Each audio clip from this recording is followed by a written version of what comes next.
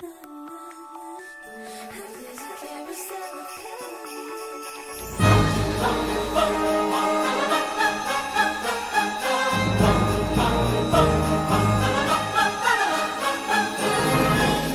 you hear it? Can you feel it? I'd say there's something magical in the air, wouldn't you? Why, it's the spirit of the season. Why, it's Christmas, a season that sparkles with its own magic and memories. Welcome back to Off Harbor in Maine. And for those listening for the first time, we thank you for joining us. I'm Joel Covey, and I'm joined by my close friends to discuss Disney theme parks and more. Today, let's give a season's greetings to Beth. Jingle, jingle, everyone. A very Merry Christmas to Matt. Humbug. And a Mele Kalikimaka to Derick. Ho, ho, ho. All right, and today on episode 17, we're taking our Disney transport bus to MGM Studios, Streets of America, as we discuss Disney park holiday celebrations and decorations from yesteryear. But first, let's go around our virtual tropical lanai just to see what everyone is drinking tonight. Beth, what do you have over there? Okay, so I have, it's festive. It's a bourbon cream. So it's vanilla bourbon. It's creme de cacao, the white creme de cacao, and the Luxardo cherry. A little bit of that in there. It tastes like a cherry cordial, but with bourbon. Damn. So good. Look at you. Delicious. It is so good. That sounds really, I'm going to have to buy some of that. Highly so I can recommend. make some myself. Yeah, I'm Nice. jealous. Matt, what do you have over there? I made some hot chocolate and added a gratuitous amount of peppermint schnapps and some whipped cream. Classic. Beautiful. Nice. How about yourself, Derick? Well, I tried to find that holiday festive seasonal beer with the cherries in it. Couldn't find it. So I just went for the eggnog. You guys inspired me from the last time, so I whipped up a batch of eggnog. Did you make yourself, the eggnog right? yourself? No, it's pre-made with brandy. And Nice. yeah, it's delicious. Awesome. Well, I What about followed you? suit. Yeah, I got some eggnog today. Went to the store and decided to pick up some brandy. So I got some brandy, and I decided, I'm a little tired too. I'm going to add a little shot of espresso to it. Ooh, So I have some espresso, eggnog, and brandy here. Your own spiked eggnog latte. I love it. Yeah, it's pretty tasty. But with that, everybody, cheers. Cheers to episode 17. All right.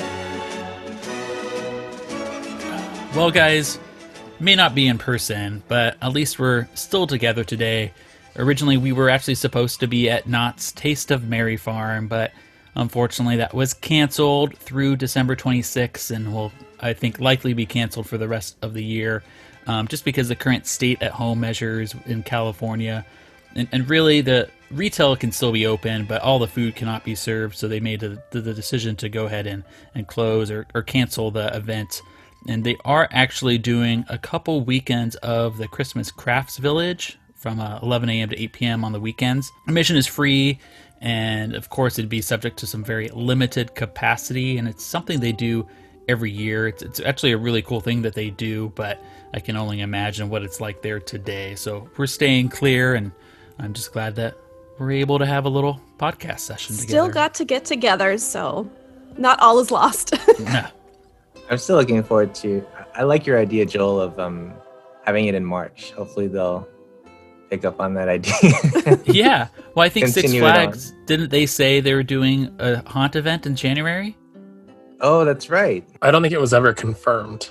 Who knows? Interesting. Well, it'd be cool if they did that, and yeah, we could. Hell, I don't care if we have holidays in February and March, especially if we're still not able to open up theme parks at that time, but still be able to do some type of outdoor event. That would be nice. Yeah. I'd take it. All right. Well, we aren't going to talk about Disney's Investor Day too much, but damn, there was a lot of info that was just came out at once. God, I could not keep up. I didn't keep up. Yeah, Derick found out about the news the following day. Once his newspaper arrived, He got the evening edition. he had to go get it from the newsie on the corner. But there was there's a lot of information that came out, and it's too much to really go over in this podcast. But I did want to find out, what are you most excited about from the announcements? Was there anything that like you're really looking forward to, Beth? Well, I mean, of course, as always, like all the Star Wars and Marvel stuff is always super exciting. And there was a lot of really cool things that were announced for that. But I'm really, really excited for the Tiana series. I've been like wanting more stuff with her, seeing her as a human. So I'm really excited for that, and I can't wait to see. I really like the Tangled one as well. So I'm kind of excited to see where that goes. It had really good music, and I feel like Tiana. I love the music in Princess of the Frog anyway, so I'm excited to like hear what they can do with that and see all the stories. And then the other one, randomly, the Rescue Rangers. Heck yeah. The live action Rescue Rangers, like slash animated, was so weird and completely unexpected. Like I would have never expected that to be announced at all. Well, so nice voice choices too. Yeah, and I'm really excited to kind of see how that plays out and see if it's any good. I'm excited for that. It's Adam Sandberg. Adam Sandberg. And John Mulaney. I love that guy. Yeah. So yeah, I'm excited to see what happens with that. It's like so random and weird, but it should be cool. Yeah. Or didn't terrible. they say it won't come for a few years? Yeah, I don't think it's a ways down the road, so we'll see if it actually does happen. Yeah. Things could definitely change by the time that's supposed to come out. But there's still a lot of stuff that's coming in between that time too. Exactly. What about you, Matt? I'm really excited for most of the Star Wars things. Mm-hmm. I mean, now is a good time to be a Star Wars fan. I can't wait for Rogue Squadron. Oh, that's going to be cool. And if we want to go like the Marvel stuff, I'm really excited for What If. Yeah, there's going to be a lot of cool stuff. I wonder how long or how much there's going to be of that. Like, is it going to be a one season and done, or do you think there's going to be multiple seasons of that? I hope so. Yeah. I mean, because there's a lot of things you can do. Yeah, I mean, it's endless. Literally, you could do anything. So, I'm so excited for Loki. Sorry, I just had to jump in there. Yeah, no, you're fine. I am too.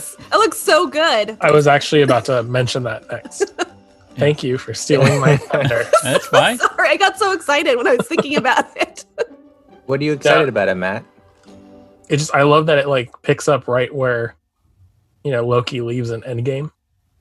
Mm-hmm. Like they totally set it up for that. So that's so cool. Anything else? I'm excited for most of it, to be honest. Yeah. I just want some new content. What about you, Derick? Well, yeah, like you mentioned earlier, I'm still playing catch up, trying to figure out all the announcements, and I hope they don't revoke my Disney fan membership card here because I'm so late. I honestly, my phone was blowing up the other day, and I'm like, what the heck are all these announcements, and why is everyone so excited today? It was just like a normal day for me. But I think one of the things I'm most excited about is Encanto. And especially because my sister's kids are half Colombian. I think, we share that. Yeah, my husband's Colombian, so my daughter's half Colombian as well. So I'm also super excited for that. Right. And so, I'm already excited for Raya because of the Southeast Asian aspect of it. I'm of that ethnicity. And so I'm excited for that. And I'm just really glad to see all these different cultural animated all the stories getting told. Yeah.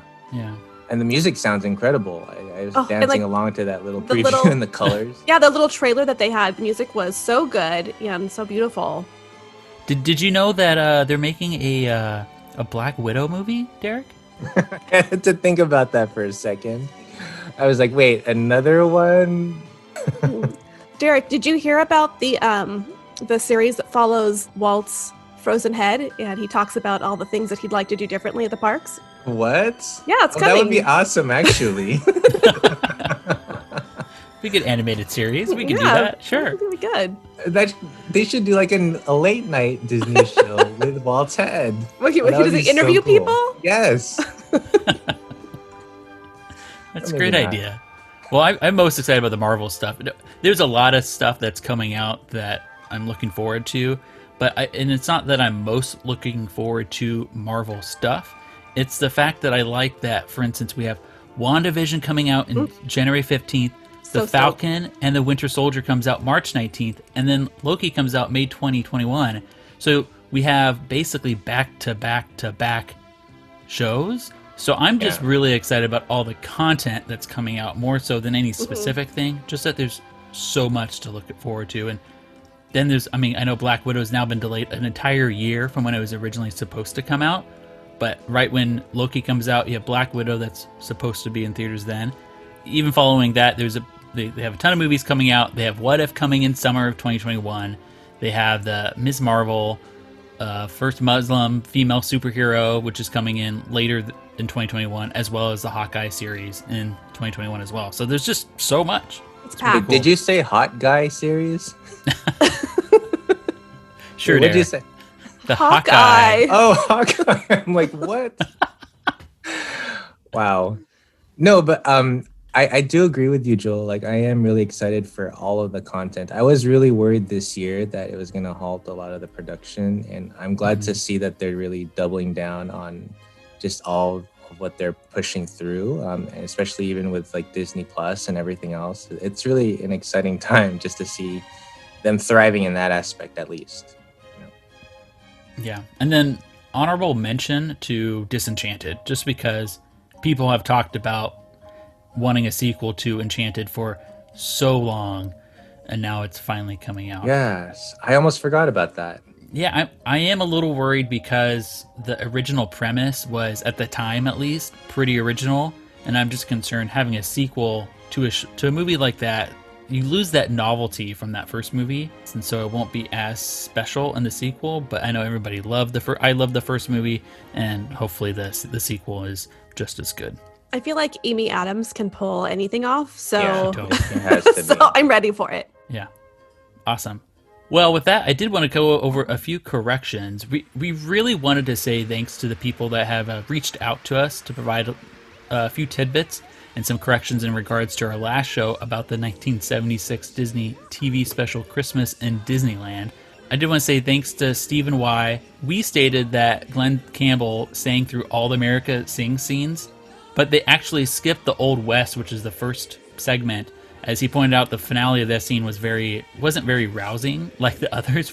They had the Deep South, they had the gay 90s, and the modern times scenes from the attraction. So he just was through those three scenes.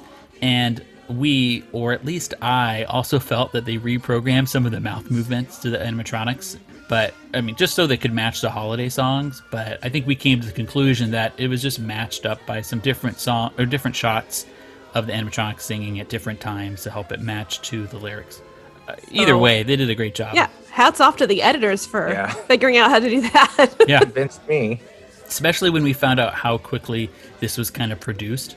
Yes, that was Yeah. amazing. So a big shout out to Dennis Osborne, or Osborneo on Twitter. I think I kind of coerced him into giving some more details than he wanted to about Thank his you, time. though. Oh my gosh, Yeah. this was such a cool story from him. Yeah, he was an extra on the TV special because he was actually a cast member at the time of the filming. He was just cast, it looks like, as the alligator in Fantasy on Parade. And he and his friend actually went to the park to complete paperwork on that Monday after Thanksgiving in 1976. And this was when the parks were still closed on Mondays and Tuesdays during kind of off seasons. And it's kind of funny to think that was an off season back then, but they were closed. And he saw a filming crew, and they went over to watch. And he confirmed that the cast and families were the extras, and they had to walk back and forth multiple times in the scenes. Kind of a common thing with extra work or background actors is if you look really closely during movies or TV shows, you can see the same extra going back and forth in the same scene sometimes, or they're kind of it doesn't match up to where they were in one spot to the next shot. But nonetheless, he was talking about how they kept going back and forth in the same shot, so it's kind of funny that you would see them multiple times.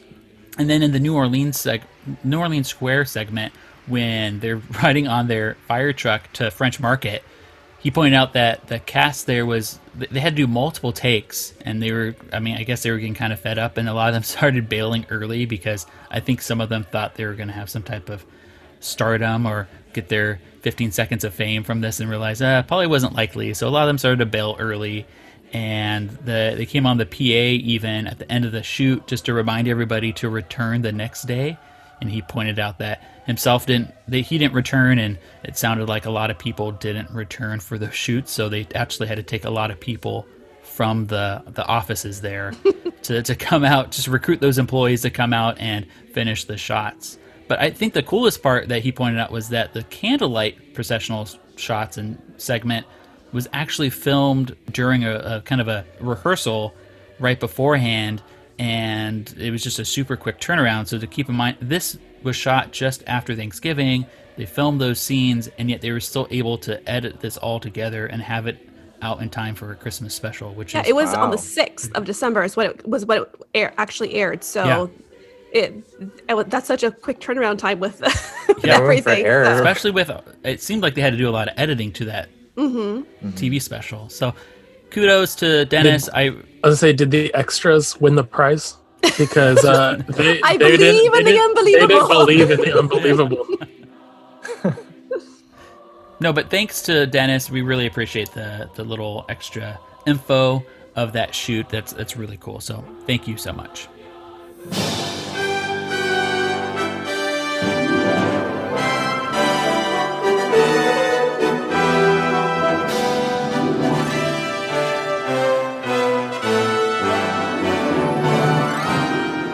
All right, well, let's move on to holidays of yesteryear. Something Disney has always been known for is its stellar holiday celebrations, events, and decorations. Something special about Disney is how they have reinvented their own brand of holidays over the years to remain relevant and, quite frankly, appeal to the increased commercialism around Christmas.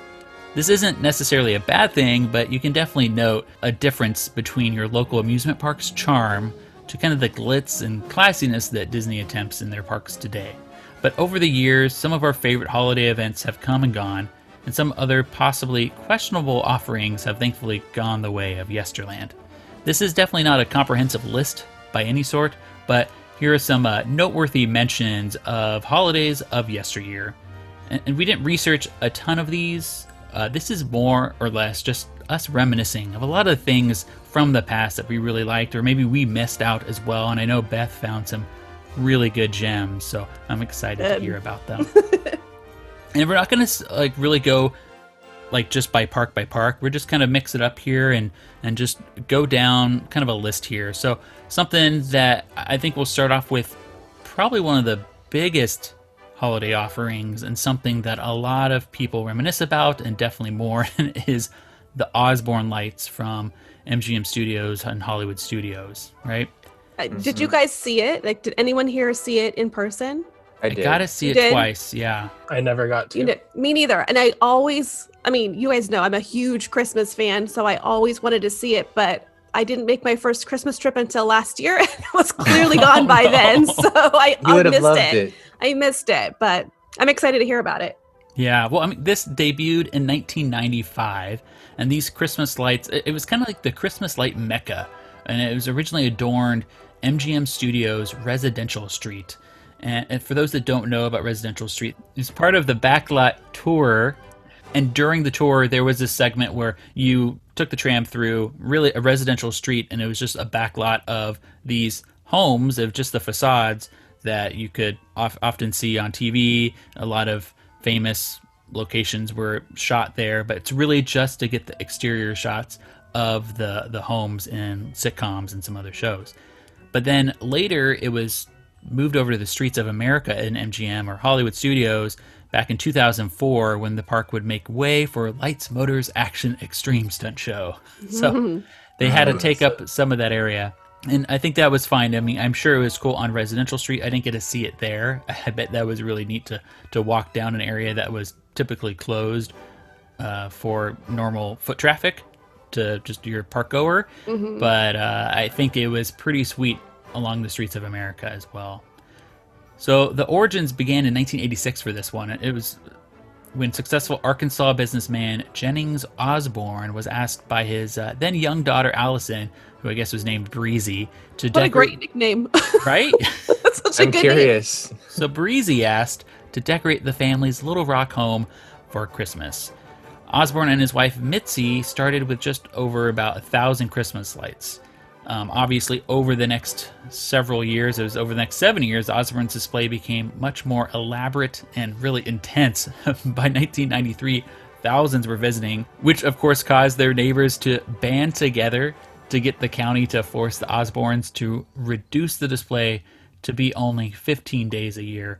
Hey, And- Grinches. What a bunch of Grinches. Yeah, Gross. from 7 p.m. to 10:30 p.m. only. So they were originally trying to get them to reduce it to, I think, 30 days, and they had it go till midnight, and then eventually they got together and the county forced them to reduce it to just 15 Just days. a bunch of Christmas Yeah, and Karens. I heard that part of it, or I didn't hear, I read that part of it was also because of the brightness of the lights, and I just like pictured National Lampoon Christmas Yeah. Vacation, like with the lights just like blaring everyone on the street, or Why blinding is everyone the on the street. floor Or wet? the neighbors. Yeah, Yeah. the God. neighbors, yeah. And then the features at their own home display featured the giant illuminated globe and a 70-foot tall Christmas tree, which if you've seen the display in person at MGM Studios, you would know those made it over there, and it was kind of adorned on top of the streets of America and the top of the buildings. So that was cool that they were able to save some of the features that they actually had at their own home, and it made its way to the theme park. And then in 1995, it was ultimately the Arkansas Supreme Court that forced them to shut down, and that's why it ended up at MGM Studios. So it's cool that they got them to bring it over. I'm surprised this has not been made into a Christmas movie yet. Like the story of the Osborne Lights would be like the perfect the Supreme Court With the shuts them antics? down and then it Yeah. goes to Disney World. Like that's a perfect, like Disney, this is the movie made for you. Make this Christmas movie. I want to see Breezy in And a Christmas movie. it kind of has it could go full, like there's a whole arc here, because in it, I mean, Osborne, the dad, unfortunately passed away in 2011. But just think, I mean, they could really end it with, hey, look at the millions of people that got to enjoy his creation and Yeah. really loved it, and all those memories made. It really goes a long way. It seems like a no-brainer, really. Yeah. I just feel kind of sad for the people in the neighborhood who actually might have enjoyed it, because the year after everything was shipped off to Disney World must have been really sad, depressing, and dark. Yeah, it did sound like they were able to do a few years where they had far less lights and they had some stuff set Oh, up. okay. If I was them, I would have just put one strand of lights up with one working bulb that blinked. One middle finger light. Yeah.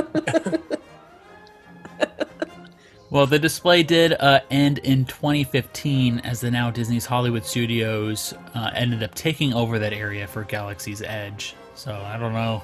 It's Next debatable. Galaxy's Edge Osborne Lights. There we go. I weird. think they could do it. I'll leave my opinion. We'll leave I it just- there. I just can't believe that was only 5 years ago, though. It seemed like it went away such a long time ago. Yeah. And then the vast majority of the lights went to, I thought this was cool. It went to the Give Kids the World Village charity complex in Kissimmee, Florida. Oh, that's cool. I didn't know yeah. that happened. That's neat. Yeah, this complex provides week-long, cost-free wish vacations to critically ill children and their families from around the world who want to visit Central Florida. So I thought that was really neat. And they currently That is use cool. it in the group's Night of a Million Lights event. So that's really cool. That's kind of still around. Yeah, that's awesome. I did not know what ended up happening with that. So it's nice. It had the ending to this movie is so perfect. Why is this not a Christmas movie? It doesn't even have to be with Disney. It could just go to somewhere else that they had to bring Anyone. it. But I'm Yeah. just saying, Disney, it's like sitting there right under your nose. Yeah, they need to do it. But then once they do it, then they have to bring them back to the park some way. I already Which is told okay. you. A lot of Batu. shipping and I don't handling. know Batu why. Osborne Lights. Well, I don't know why they couldn't just move it to like Hollywood Boulevard and Sunset Boulevard. Like Yeah. I feel like doing it on Sunset Boulevard with the projections on Tower of Terror, that's Yeah, a it would- no-brainer. It would make Bingo. sense. No, but Beth, you would have really loved it. I remember it as a kid, and it was one of the highlights of the few times that I went as a kid to Florida. I had relatives who lived out there and showed us, and they were so like excited to display that as like one of the things to do in Florida. And just seeing it, it was like, wow, so amazing for its time. Just to be able to have that many lights all in one place was super impressive to me, especially as a little kid. And so it just no wonder that it lasted for as long as it did. I believe it. I mean, I feel like Christmas lights are kind of a thing that don't really translate that well into video, but I've watched them before and still been super impressed. And like it definitely made me want to. That was the main reason I wanted to go. I mean, we have Disneyland in Christmas. It snows on Main Street, but the thing we didn't have was the Osborne Lights, and that's what I really wanted to see, but it just didn't happen. And they just started to do the synchronized lights to music only a few years before its end. So it's unfortunate they only got, I don't want to misspeak here, but I think it was only 3 or 4 years that they actually had the synchronized lighting with it. And it was really well done, and it was really impressive. So it is unfortunate that it's gone.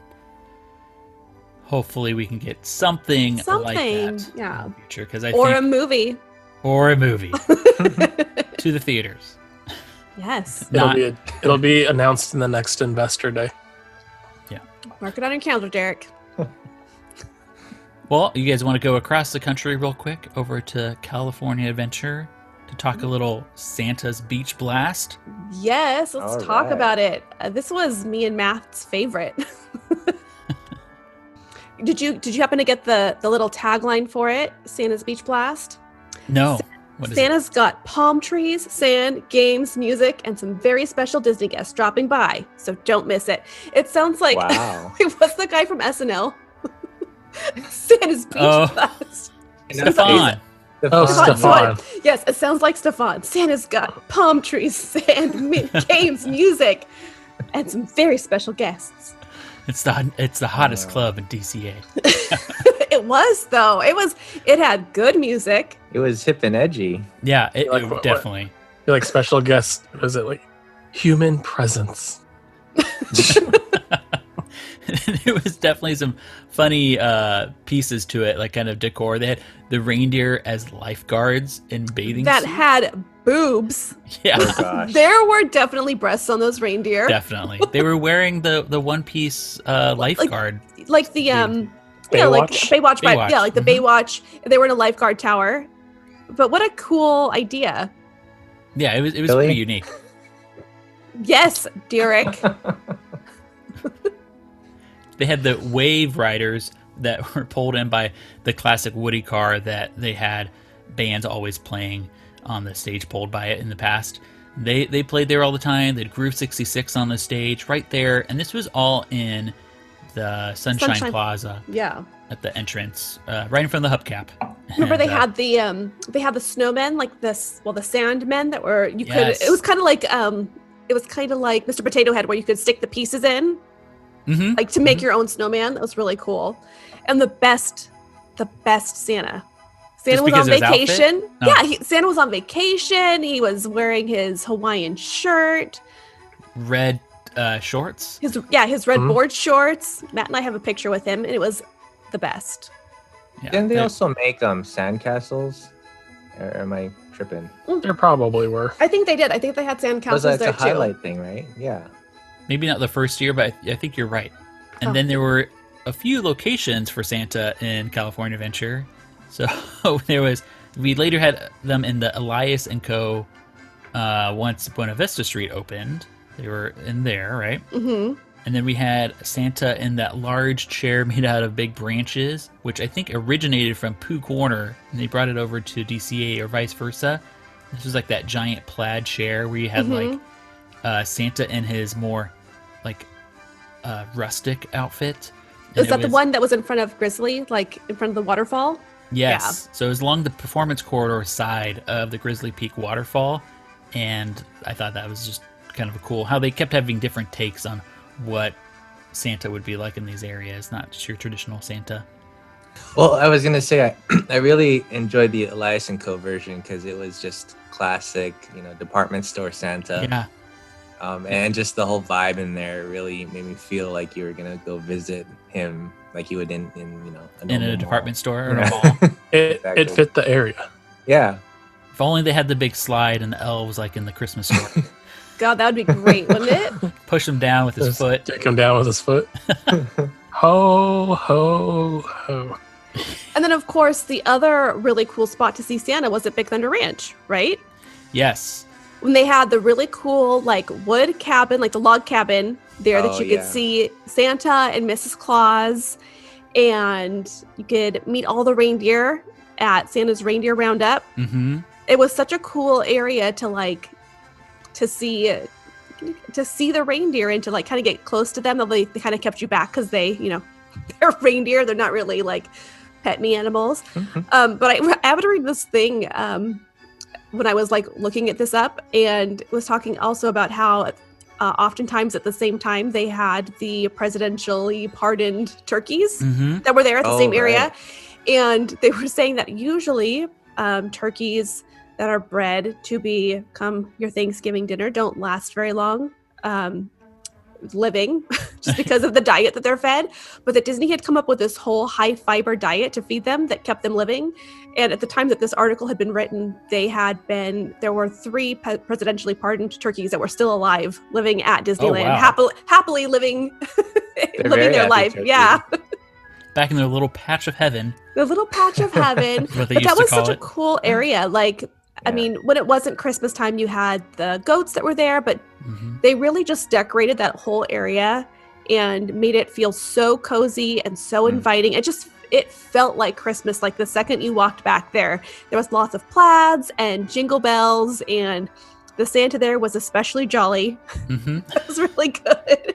Well, he had this whole little cabin there, and it was the whole area is just so charming, and it felt more small time holiday opposed to like a main street there, and where it's so glitzy and mainstream per se, right? This was your more handmade stuff, and you had they had a coloring station where you could color, obviously if you're a arts and child, crafts. and little crafty sections. And I did enjoy that, you could actually meet Mrs. Claus too, because they rarely do that. And so I remember you and I, Beth, taking a photo with Mrs. Claus. Like it was the highlight of our holiday. We were like, forget Santa. Yeah, we got Mrs. Claus. But yeah, it felt like you're on a pumpkin patch or on a Christmas tree lot. It just had that vibe of like small town holiday cheer. Yeah, and for those that don't really know this area or know what we're talking about, Big Thunder Ranch was an area kind of right behind Big Thunder Mountain. It used to be kind of the area where the mine train through Nature's Wonderland went through. And over the years, it's seen a few different iterations. They've had a petting zoo along this. It's that pathway that goes from Frontierland to Fantasyland.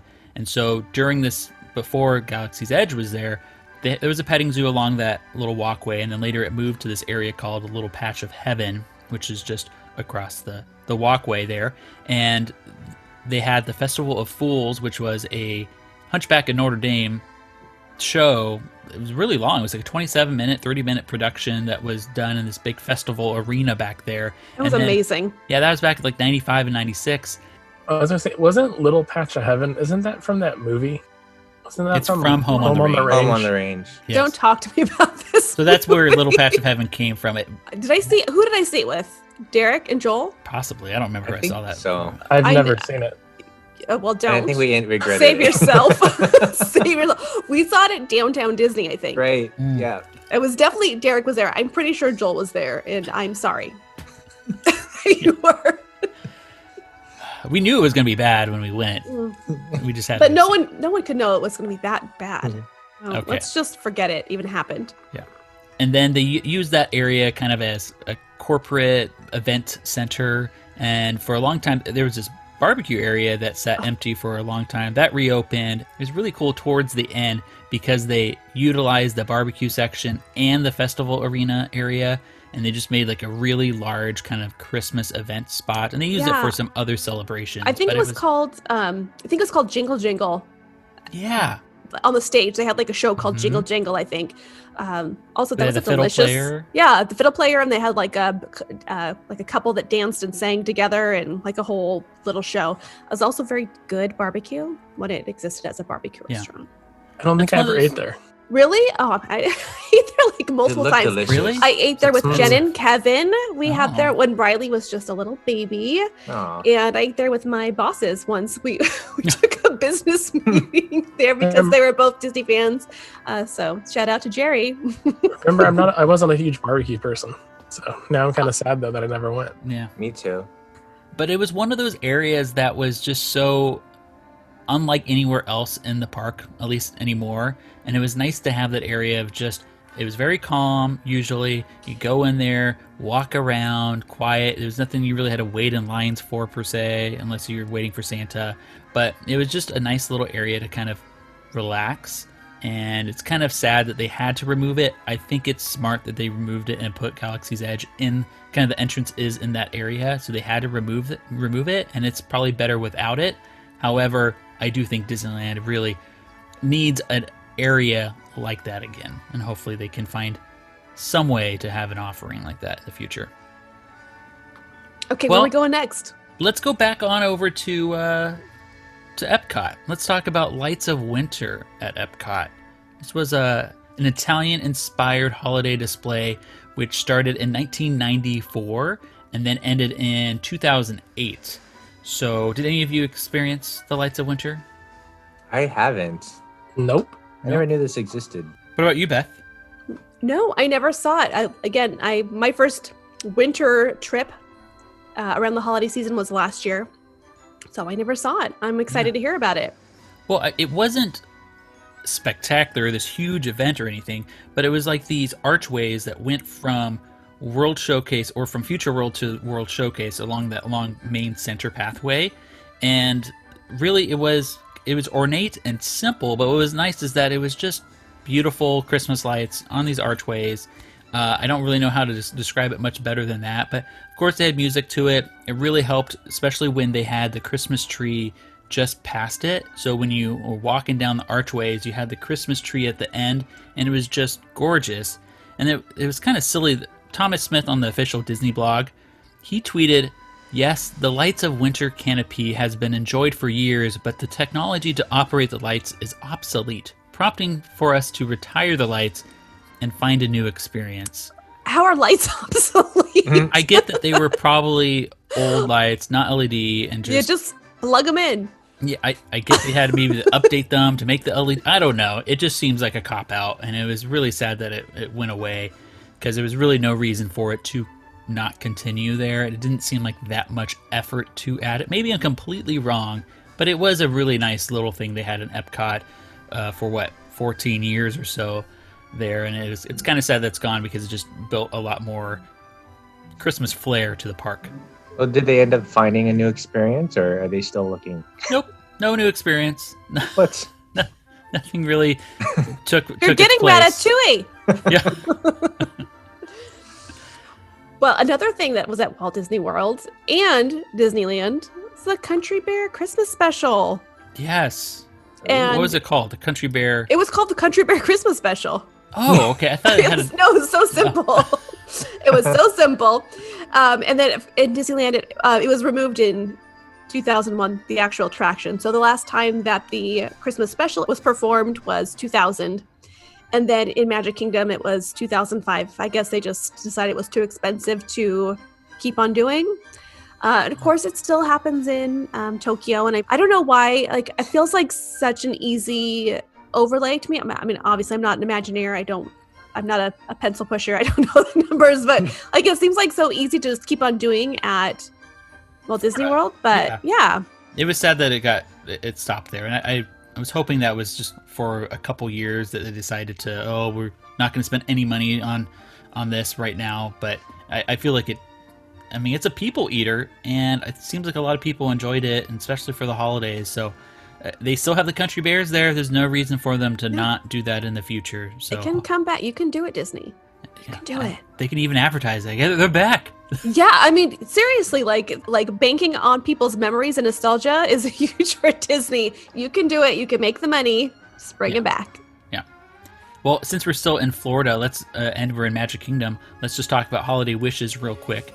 This was their holiday version of Wishes, right? It's in the name, and I think when they debuted Happily Ever After, they realized this just does not measure up to that show, and they needed to kind of take on some of the added special effects of the projections and everything else that they're using for the castle. So Holiday Wishes ended December 29th in 2018, and now what do they call the new holiday offering, Matt? Yeah, Matt. Minnie's Christmas package? What do you call it? Isn't it like Minnie's Christmas Wish or something like that. Something like that, but it does measure up a little bit better to Happily Ever After. What was nice with Holiday Wishes, it still tugged at some of your heartstrings. It was nice because I think had a little bit more Disney to it, and we're normally, like for instance myself, as you all know, I'm a huge Illuminations fan. I don't need Disney added into a show, but I think for the holiday shows, having these like Jiminy Cricket and some other things that happened during the show that I think really made it a little bit more emotional than the new version, which is amazing and beautiful. It's just more classic Christmas music. It's nice, but it just doesn't tug at those heartstrings like Believe in Holiday Magic does. Wait, what are you saying? Minnie's package doesn't tug at those heartstrings? Is that what you're saying to me? Okay, I saw Minnie's package. You saw her package? I saw her package. It was delightful to unwrap. Okay, first of all, let me set this. Okay, I know this is holidays past, but let me set the scene for you. Okay. You know the Christmas store that's in Liberty Square? Mm-hmm. Okay, so if you go right outside there's a sleigh. So me and my husband and my daughter sat in that sleigh to wait for the parade, and then we just sat there and we enjoyed Christmas cookies and we waited for the fireworks. A cast member, bless you Walt Disney World cast members, a PhotoPass cast member came and saw us watching the fireworks, which were delightful and beautiful, by the way, and took candid photos of us sitting on the sleigh watching the fireworks, and then came over and scanned my Magic Band. And just she was just there, and she was like, "Oh, this is so cute." And she took these completely candid photos of my little family watching the fireworks from this Christmas sleigh, dressed in, by the way, our Christmas jammies because it was for the holiday party.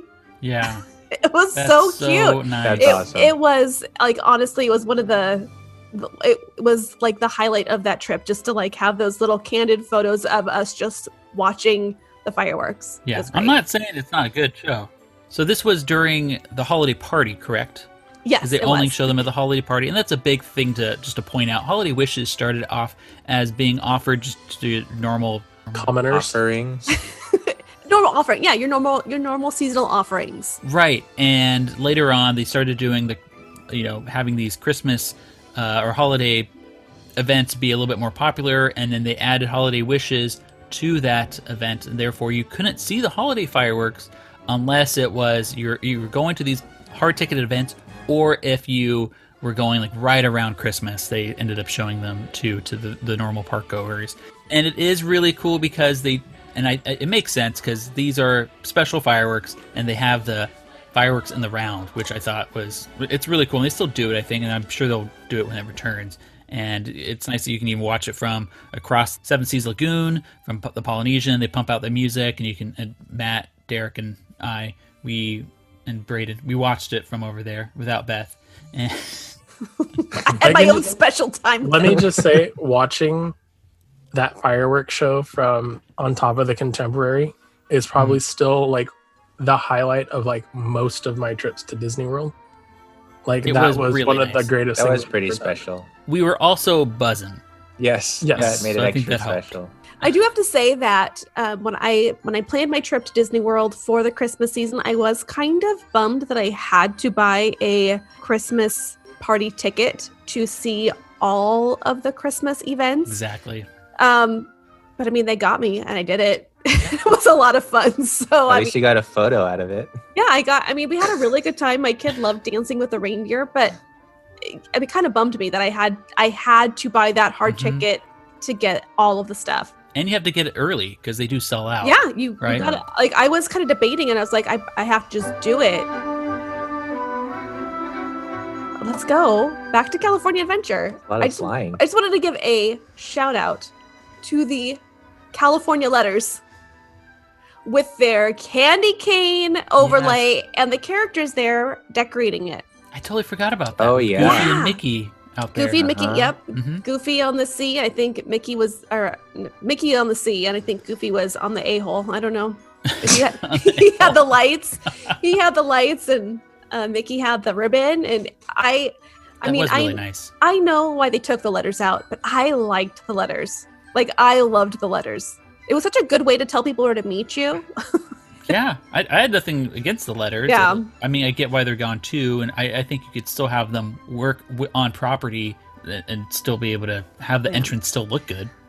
It's fine though. But anyways, that was one of my favorite things, was kind of seeing those change every season. But the candy cane was a big favorite of mine, the candy cane letters. Yeah. And then let's talk about the Christmas trees over at California Adventure. I just found it funny, especially let's go back to 2001, to the first Christmas. They decided to they had no center area really to put them. I guess you could have put it in Sunshine Plaza, and that probably would have made more sense. Yeah. But they decided to put it by Superstar Limo. The classic DCA attraction. Because it made more sense. They were hoping to bring people over there Because there's to ride it with the tree. They put it in the queue. Come this way. At the exit. So yeah, they had it there for 1 year, maybe a couple years, but then it ended up over later at Paradise Pier at the entrance. I don't know what you call that area in front of the rotunda of then Golden Dreams. And then later, once they remodeled that area and they added that weird light fixture that's nice and ornate. But then it finally ended up over in front of Carthay Circle when they did Buena Vista Street. And now it's very classy. The perfect spot. Yes. And it's kind of the retro look. Finally found that perfect spot. I don't think we need to move it anymore. I think they got it. It's good. I was going to say, speaking of Christmas trees, the flocked Christmas trees that were in the Sleeping Beauty note.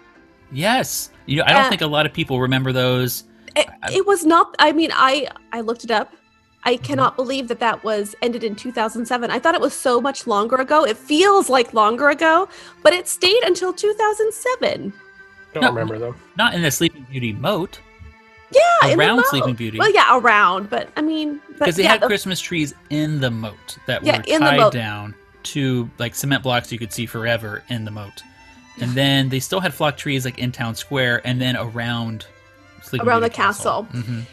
And those kind of changed out also when they switched from a real tree. Shout out to the real tree in Main Street. Yeah.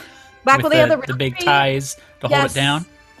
And again, I still can't believe that was 2008. I feel like that was so long. I mean, 2008 was a long time ago, but yeah, the real tree on Main Street was there until 2008. They had all their trees grown at Mount Shasta, and they had them shipped in. Yeah, they were all there. And then in 2008, they switched to the plastic tree that they have now.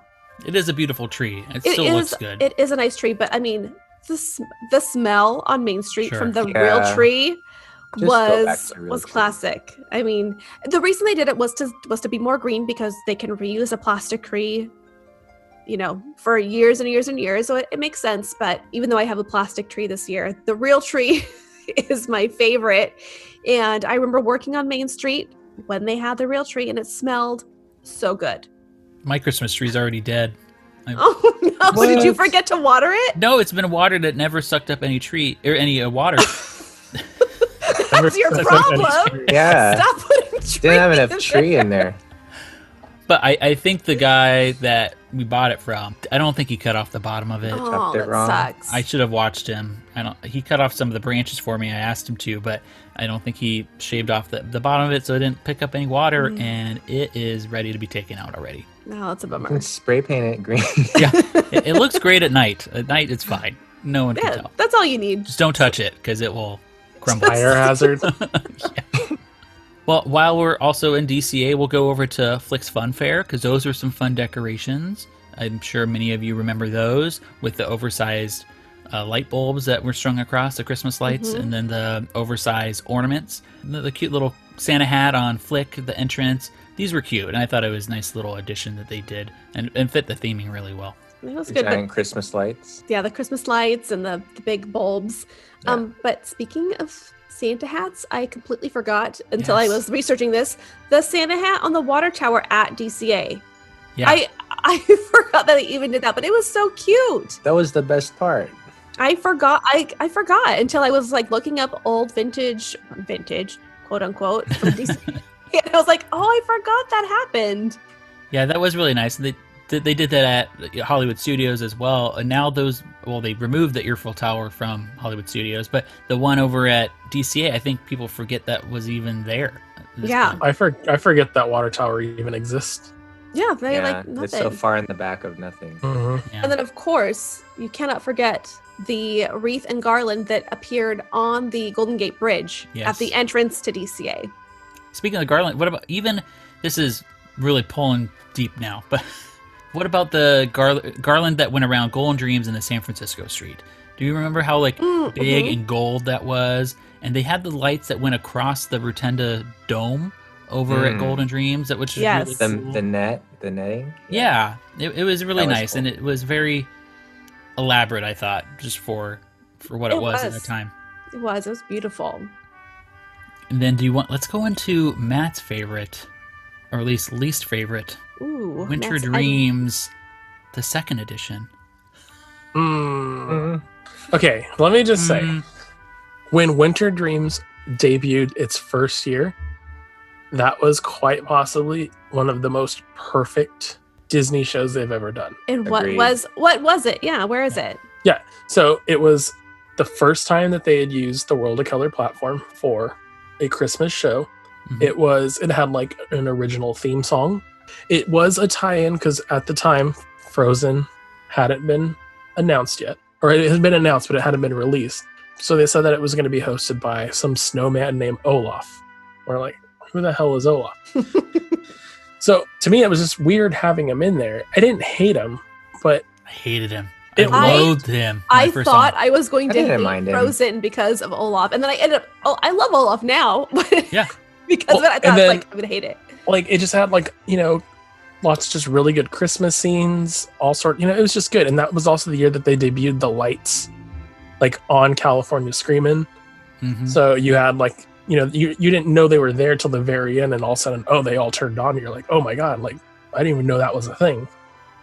And then that was the first time that they played "Let It Go" Mm. in a It Disney was- show. And it was so good. I mean, Yeah. now it's everywhere, but it was so good. And you know what's so weird about it though is when I saw it for the first time, I was like, is she a villain? Yeah, it was a little hard to tell. And that finale for that show, like I said, the finale was spectacular with all the lights, and then they had like the snowflakes that came out of the planters with like the foam. Hmm. Like the whole show ending was perfect. And then Frozen came out. And then the next year it was the World of Color Frozen Spectacular featuring Winter Dreams. Yes. Because they So much. literally axed most of the original show and added a Frozen clip show. And it was awful. And I was so glad that it died. And we haven't had to see it again since then. But I am really sad because I still miss the original like World of Color Winter Dreams music. But at least Seasons of Light is incredible. Seasons of Light is amazing. Yeah, so that's still really good, and it features a lot of my favorite things in like just the whole Peace on Earth stuff, all that. And Seasons of Light is fantastic. Oh, the ending music for Seasons of Light that gives you goosebumps, especially when all the Yeah. lights turn on and the choir. That's perfect too. It's a very, very good show, and that's the best part, the finale. And well, I wouldn't say it's the best part. I think the best part of that show, hands down, is the scene with Goofy and the Christmas lights. yeah, that's I don't really think that scene, anybody that sees that says the same thing, that they can't believe what they're seeing, because it's almost blinding how much is going on. It's like sensory overload. Yeah, and it's so energetic, and everyone, it always gets a big round of applause from the audience, from the crowd. I just miss though that with the original Winter Dreams that like it had like each segment connected to the other, like with Olaf. And I feel like that kind of gets lost because with the current show, it's just kind of like different sections, and it doesn't really have a overarching story to it. Not like the original did, but it felt more like a show. Like there was a reason why things were happening, And fun fact, I still have my original Winter Dreams ornament, which is actually on my real Ooh. On tree. your this new year. real tree. Yeah. Which took me like, 5 years Which to took get me, to? yeah, like almost a decade, I think, to return it to me. But thankfully, you had it in good condition, and it's on my tree this year. So Well, I mean, since we're over by the lagoon, anyways, Yes. I mean, let's talk about the it. ultimate. Luminaria, Ooh. OG Luminaria. Oh my God, What a show. There should have been a warning at the beginning of the show that if you were an asthmatic, you needed to stand on. Okay. There was A lot of so smoke. much smoke. But okay, so the tagline for Luminaria was "See the holidays in a whole new light." Mm-hmm. And if you don't know it, it took place right on the lagoon, literally for 1 year. It premiered on November 9th of 2001, and it played nightly until January 6th of 2002. The tagline should have been "So much Christmas you'll choke." You'll choke on all the Christmas. And it was, it really was the precursor to World of Color. It was really pretty, Yeah. It was really pretty. It had amazing music. Yes. which I am still so thankful that music still lives on to this day Yeah. with the castle lighting ceremony. Yeah, So it's a they're song. talking about, it's a theme song. It's called Shine, and it combines the original and part of the melody of Remember the Magic, which is the theme song of Walt Disney World's 25th anniversary. The song comes in with different lyrics and would later be heard during what Matt's talking about, Disneyland's Sleeping Beauty's Winter Castle lighting ceremony. I love that song. It's so good. It is so good, and there is a little snippet of a segment of original Luminaria in our current World of Color holiday show, Season of Light. Just a really, really small tidbit. You might almost miss it, but it's in there. Oh. Nice. Where? I'm going to listen to this again. I'm I'll doing that find right it. after we're done here today. So in case That's you cool. don't know, these barges come out, they look like presents, and during the day you can go into what was originally it's the building Little that's Mermaid right shop. across from the Little Mermaid. Yeah. Yeah. At that time it was across from Golden Dreams, but you could go into that shop. It was basically pretty much an empty warehouse type building, but they had all these, actually had luminarias, these big giant luminarias set up. The only place that an actual luminaria appears. Luminaria.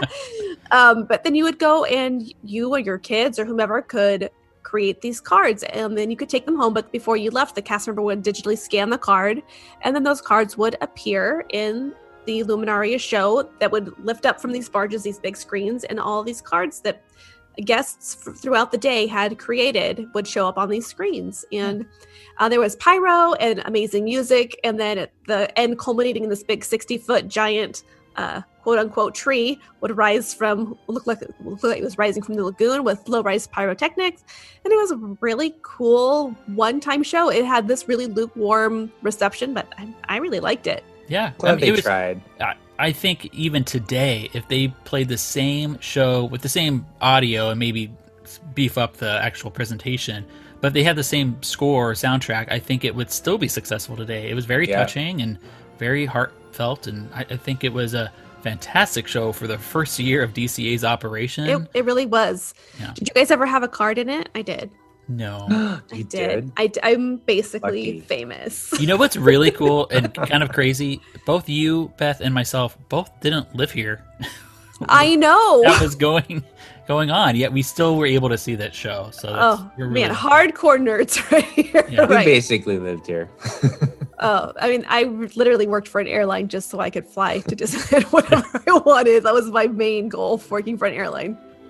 Let's go across the Esplanade over to Disneyland just to talk real quick about the Jingle Cruise. It's still around in Disney World, but it's worth mentioning. We don't even understand why the Jingle Cruise ended in Give Disneyland. it back to us, Disneyland. Yeah, it's still in Disney World, and I think it originated here. I don't think Disney World even had it the first year. They opened the same year. Okay. Actually, Disney World's opened like a few days before ours, but literally days before ours. And yeah, I mean, the first year was kind of mostly just some ornaments in the queue, nothing too spectacular. But the next year, they really beefed it up. And honestly, ours, I mean, I just rode Disney World's last year, and it was great. But ours was better. Yeah, and it's one of those overlays that doesn't really hurt your once a year, once every other year, or even first time visit guests, because you still get your true jungle cruise experience. You just have some different jokes involved and some holiday decor there, but it's not like with Haunted Mansion where it's completely It doesn't different. change. Yeah, it doesn't change the attraction. It just kind of pluses it up a little bit for Yeah. the holidays. So I definitely do miss it, and it was a nice little addition to add to their lineup of attractions for the holidays. With their holiday overlays, I agreed. You want to go over to Disneyland Hotel? Sure, Talk what do a you got little over there? What do you got over Fantasy Waters? Ooh. Oh, yes. Let's talk about Fantasy Waters. Because I totally forgot that they had a holiday segment for this, and I wasn't able to find any details on this. Were Yes, you? no, I couldn't. So I remembered that Fantasy Waters existed, and I just kind of Googled to see if I could come up with anything that was Christmas related. I don't recall seeing a Christmas show for it, but I have seen Fantasy Waters several times at the hotel before they removed it. Mhm. But I could only find one mention of it, and Yeah. it was by Disney Geek. And he posted a article about it, and then he happened to post a YouTube video, which is what I watched, was his YouTube video about from 1991 Fantasy Waters Christmas Edition, and that's the only thing I could find, but it was Wow. so good. In case you don't know what Fantasy Waters is, it was at the Disneyland Hotel for quite a while, and it's it's the precursor to the precursor to the precursor of World of Color. It was a small fountain show that happened. There were usually lights involved and fountains with water, and apparently at least for 1 year, I don't know how many other years it happened, but at least for 1 year in 1991, they had Christmas music that happened with it, and it was really cute. It wasn't the whole show, or was it? Was the whole show I don't holidays? think it was the whole show. I think it was just kind of an ending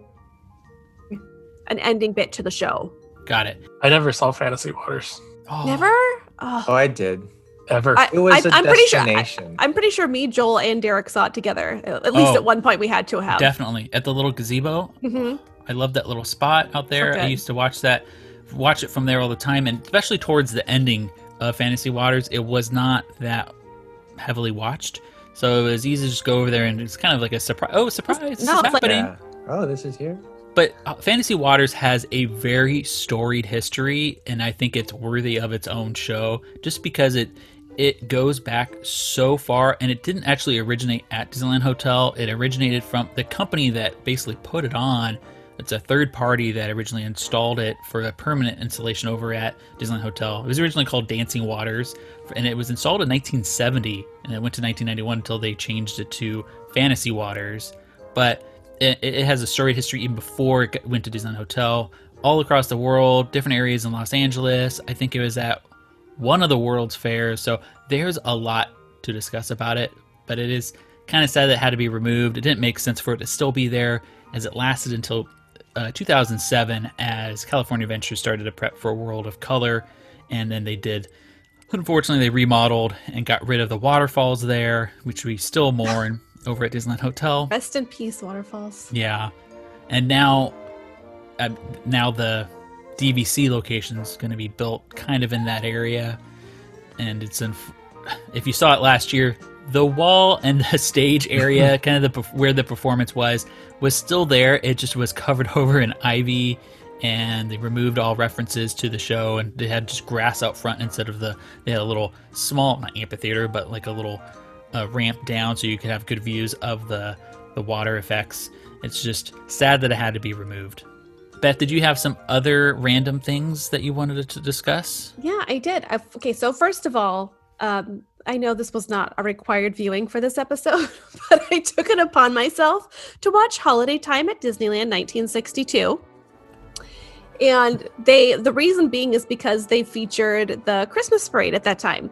So I was watching it and then Googling along at the same time, and DavelandWeb.com had a ton of pictures from 1959, which was basically the same parade that happened. And this Christmas parade that happened at Disneyland was crazy. It was ridiculous, the things that were in it. So basically it had this whole section that was almost Christmas around the world. They had these different banners for different nations. They had China, it was nationalist China, by the way, nationalist China, Spain, Germany, Japan, like all these different countries had had people represented in this parade, and they were people from like local groups or organizations. So the people from Nationalist China were Chinese people, the people from Japan were Japanese people, which was kind of cool to think that happened actually in 1959. They actually got people from these nations. But it was just all these people from different nations kind of showing, I don't even know if it was actually their legitimate Christmas traditions, because I mean, Japan doesn't really celebrate Christmas, or neither does China, but it was all these people in this parade. It had the most bizarre, there was also the section that was very religious and medieval with all these like gold crosses and medieval knights. And as Derick and I noticed, a man dressed in a dragon costume, possibly. It just looked like a lizard man. It's like walking the parade route. Yeah, red eyes lizard man walking the parade route with what I assumed to be a medieval knight. And they had like a Yule log at one point that they were dragging through the parade route, just a log. They're just dragging this Yule log and then carrying a pig's head. Well, I assume for the Christmas feast. I don't know. It was just the most random, bizarre parade. But you can see most of it if you watch Holiday Time at Disneyland. But a lot of really good, Christmas things happening there. Wait a minute. Wait a minute. What? You didn't even mention the Pope. Oh, yeah, there was like a pope. There was a pope in the parade with a big glitzy gold cross. And not a Pope mobile, though? Not a Pope mobile. Not a Pope. And then there was and who was trailing the Pope? Was it? Which the one was it? Goats. Oh, yeah, there were Krampus goats. Why? Like people dressed up in Krampus outfits. Then there were also what was that? Real goats. And I can't even, this parade. There was real goats and llamas and an ostrich, like 2 ostriches at one point. Oh, that was cool. Yeah, it was this parade of animals. I don't know, maybe in other countries. I don't know what was happening. I don't know why the way you guys just kept describing everything, I'm imagining, I know Beth knows this reference. Remember in Anchorman when they're talking about the anchor fight? And there was so-and-so and a man on a can, and Brick stabbed a man with a trident. That was like, it was just like all this like weird stuff just kept coming. It must have made sense then. I assume it did. But the cool thing was Walt was in the parade. That was cool. He couldn't have been in the parade every day, right? Probably not, but the fact that he was ever in the parade is cool. in multiple times, because in the Holiday Time at Disneyland movie or video, whatever it was, he was in it. And then also in these photos from davelandweb.com, where it was from 1959, he was also in the parade. That's very so cool. He must have done it cool. fairly often. So bring that back, Disney. Yeah. In your Walt's Frozen Head series coming to Disney Plus. And then what about that star on top of Matterhorn? Yeah, okay, so the Matterhorn star, if you guys have ever seen pictures of it, it happened in the 60s. It looks like a 60s star. It's exactly what you would imagine a 1960s tree topper to look like. It's very spiky and pokey. Almost like modern or retro futurism. Yeah, kind of. Yeah, almost like mid-century modern style. And it rotated, and you could basically see it from the whole park. And it was so cool. And it ended. The rumor is that it ended because of the fuel crisis, and there's electricity costs, et cetera, et cetera. So energy crisis, basically, of the 70s. I was just randomly thinking, like, one of the things, like, why, like, during, like, the holidays, they have the entire surface of the Matterhorn, and they could do some sort of projection mapping if they did it, like, around the entire thing. Yeah. Like then, snowfall or something? Yeah, and then, like, during, like, if they're not doing, like, a show on it or something, yeah, you could have, like, snow on the mountain or maybe an avalanche or something. Yeah, like a Tree of Life awakening, but on the Matterhorn. I feel like that was cool. so good. Have you guys seen that? Was that happening when you went? We saw bits and pieces. I never sat and watched it, but I have seen it. It made me cry. By. It made me cry. It was so good. Oh, Yeah, I wanted totally to mention do that. They could.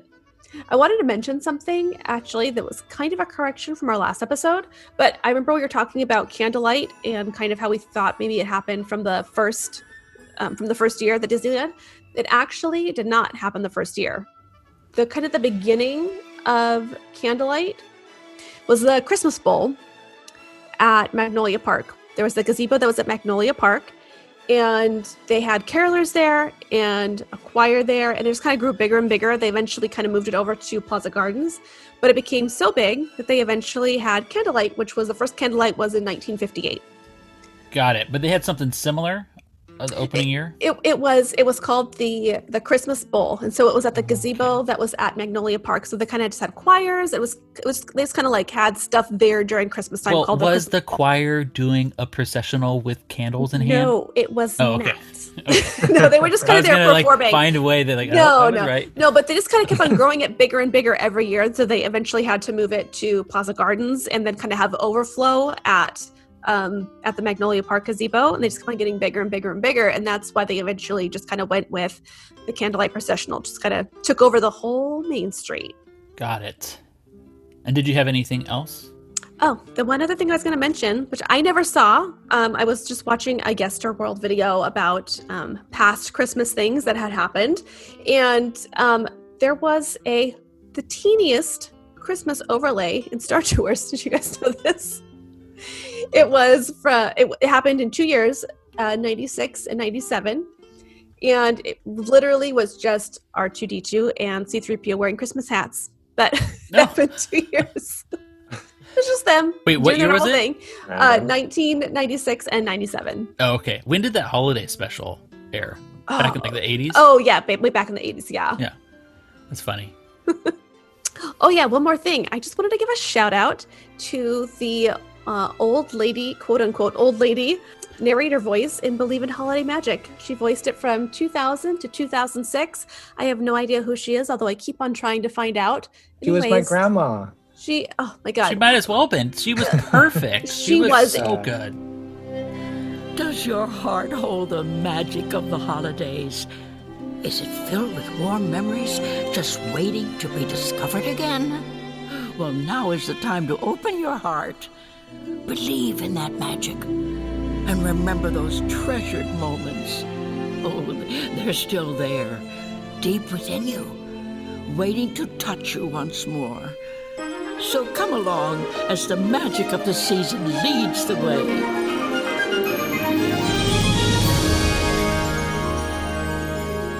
When I hear the audio in my head, or when I listen to the audio that Matt sent me, I prefer her overall, even though young lady voice, you're very nice. But I'm sure she's lovely, but screw her. Lovely. I like the old lady. I always feel too. a little bit comforted, a little cozy, and I've tried so hard to find out who does that voice. So if you know, let us know, because I've been trying to find out for years who does that voice. I feel like she's hugging me while she's narrating. Yes, and she's it giving makes me a me little feel pat good. on the shoulder. You know who they should have replaced it with? Who? Harvey Firestein. Can you imagine? Harvey Firestein? Yeah. Who's Harvey Firestein? Yeah. Do you remember the magic of the holidays?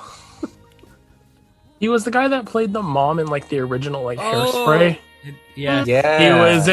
He was in Independence Day, Mrs. Doubtfire. Yes, I had a Google. That's why I was saying it should make him the opening of. Your impression was spot on, by the way. It was. That was good. That was good. We apologize for not knowing who you were talking about at first. Beth, can you give a quick impression of the old lady? Does your heart hold the magic of the holidays?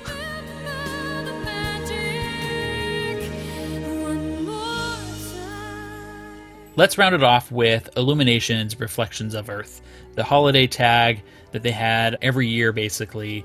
This was one of my favorite things that I got to experience, and it was pretty impressive, let alone just kind of emotional as well.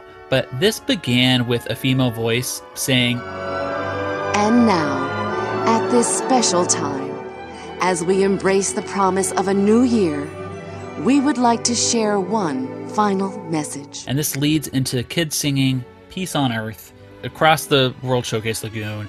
And then you have the globe continues to spin with images across the world spanning around it with voices in different languages wishing peace on Earth as each country's pavilion is lit once again during their respective languages, wishing peace on Earth.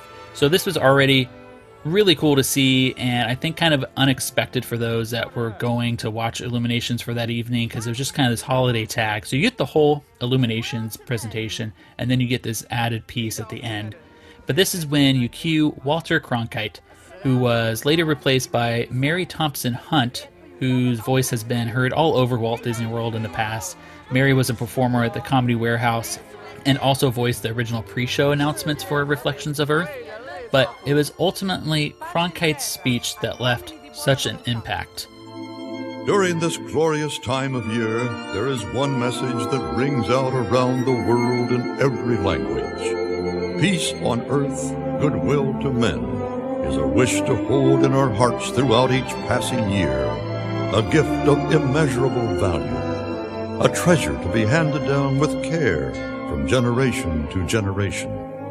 And so our holiday wish is that everyone, everywhere, share in the spirit of the season. Peace on earth, goodwill to men.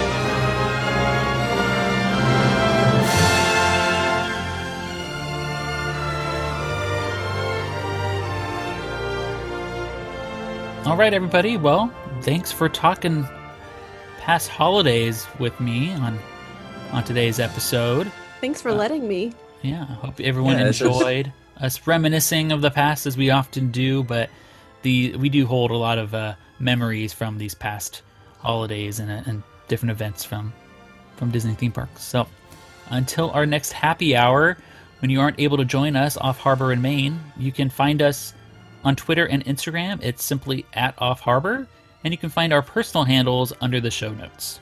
Also, please drop us a line over at podcast@offharborinmaine.com. We'd love to get any emails from you. We'd love hearing from you, so feel free. And as always, please don't hesitate to leave us a rating or a review, as these truly go a very long way with bringing visibility to the show. Regardless, thank you all so much for listening, and we hope you all have a magical and safe holiday season. Remember, we have the strength. We can change the world together. Build a stairway to the stars we can climb. Anything can be done with just one dream. On behalf of the birdies, flowers, and tikis here at Off Harbor in Maine, Farewell and aloha to you. Stay well, and cheers. Cheers.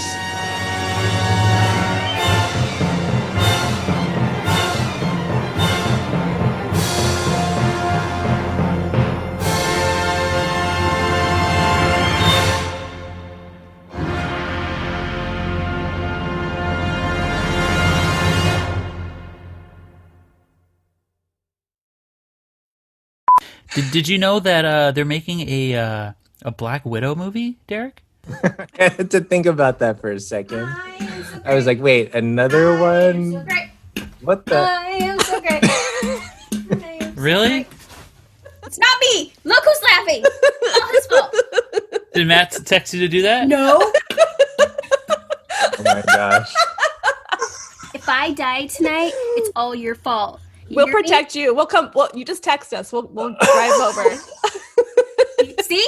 It's all your fault. And then there's the Shang-Chi and the Legend of the Ten. That's Matthew. I'm like, did I say Shang-Chi right? Well, you didn't, but that's fine. Is it Shang-Chi? I think it's Shang-Chi. Well, Just- I just looked say it it up white. before this, Just and say I it white. YouTubed it because I knew you guys would give me a hard time, so it is Shang-Chi. That's not how Kevin Feige was saying it the other day. How was he saying it? He Shang-Chi? was saying it like Shang-Chi or something like that. Shang-Chi? Ching, Then I'm not even going to chang, talk about it. Someone's just going to be like, these white guys. White guy. Edit that out. Let's just get right into it. So that's it. Peace on earth and All right. mercy mild. Was it that piece on God Earth? and sinners Or was it the other be piece on glad. Earth? The other piece. Joyful all What? ye nations rise. Join the triumph of the skies. I thought maybe they were doing like that. Let there be peace. Yes, on it's that earth, song. Not what And Beth was singing. let it begin with me. Would have been better my way. Did nobody get my Friends reference? I didn't even No. hear it. I didn't Oh, hear sorry, it. we weren't paying attention. Oh my god. It was like the highlight of that trip, just to like have those little candid photos of us just watching the fireworks. Yeah, It's I'm great. not Why do saying I it's feel not like good. I've never No. seen those? I've never seen this either. I've Well, never seen these I'll photos. share them with you. I'll share Please them. do. How I have will. they not been shared anywhere? They're on Facebook, but I mean, we post a lot. Facebook. Facebook. We post a lot of All pictures. right, So Grandma. I'll share them. Yeah. I put them onto Facebook. Did you put them on the wall? Yeah, put them on my Facebook wall. It's not how this works. That's not how That's not how any of this works. My internet connection is unstable. Can you hear me? I can Just hear like you. I am a little unstable.